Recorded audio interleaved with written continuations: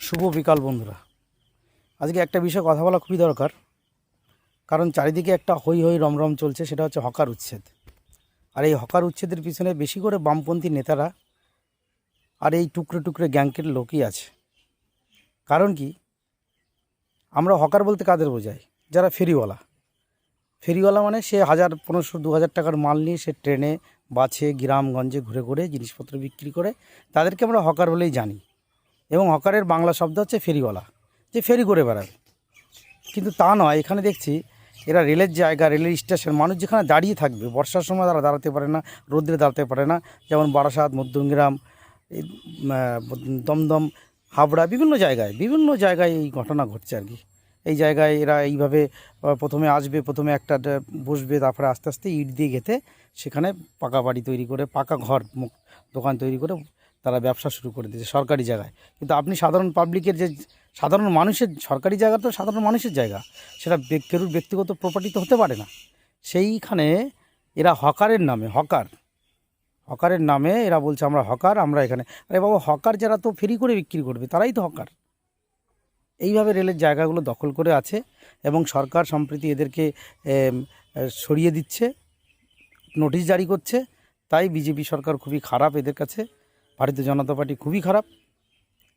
কিন্তু কিছুদিন আগে মুম্বাইয়ের বান্দ্রাতে যারা পুরনো মুম্বাই যাতায়াত করে এবং খবর রাখেন, বান্দ্রা স্টেশনের মতন জায়গায় সেখানে 3তলা মসজিদ বানিয়েছে। ওই গরিবনগর বলে একটা জায়গা, 3.5 একর জমি রেলের সম্পত্তি, সেইটাকে ওখানে অবৈধভাবে দখল করে তারা ওইখানে বসবাস করছে এবং সেইখানে রেলের কাজটাকে তারা, রেলের বিকাশটাকে তারা ব্যাহত করছে। সেই ব্যাহত করা সেই কোর্টের অনুযায়ী সেই গরিবনগর, সেই ঝুপড়িপট্টি ভেঙে গুড়িয়ে দেওয়া হয়েছে। এতে বামপন্থীদের গা জ্বলে যাচ্ছে, যারা বামপন্থী আছেন তাদের গা জ্বলে যাচ্ছে। অ্যাকচুয়ালি আপনারা বোঝেন, তাদেরকে ফ্ল্যাট দেওয়া হয়েছে। বোম্বাইয়ের গরিবনগরে ম্যাক্সিমাম লোকের, যতদূর আমার যেটুকু পরিচয় আছে আমি জানতে পেরেছি, ওদের প্রত্যেককে ফ্ল্যাট দেওয়া হয়েছে। ওই ফ্ল্যাটগুলো আবার ভাড়া দিয়ে, ওরা নিজেরা ভাড়া দিয়ে তারা আবার এসব ঝুপড়িতে বসবাস করছে। এই হচ্ছে বর্তমান ভারতবর্ষের পরিস্থিতি। তাই এইখানে যেটা সরকারি জায়গা, সরকারি মানে তো পাবলিক, আপনার ব্যক্তিগত প্রপার্টি হতে পারে না, আপনার ব্যক্তিগত সম্পত্তি হতে পারে না। এবার এই সম্পত্তিগুলো সবার সুবিধার জন্য, আজকাল রেলের জায়গা যদি খোলা থাকে, মানুষের যাতায়াত হয়, সেটা সাধারণ মানুষেরই সুবিধা হবে। সেখানে একজন পাকা ঘর বানিয়ে সেখানে ব্যবসা শুরু করবে আর বলবে আমি হকার, এটা ভুল।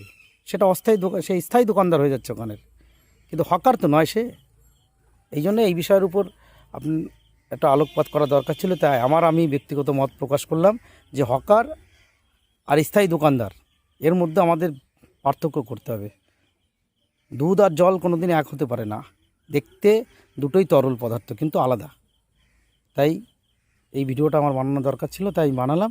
আপনাদের কমেন্টস আমরা জানাবেন যে এই হকার, ফেরিওয়ালা দুটো তো একই জিনিস, আর সেটা স্থায়ী দোকানদার কেন এক হয়ে যাচ্ছে, সেটা আমাকে একটু কমেন্টস করে জানাবেন।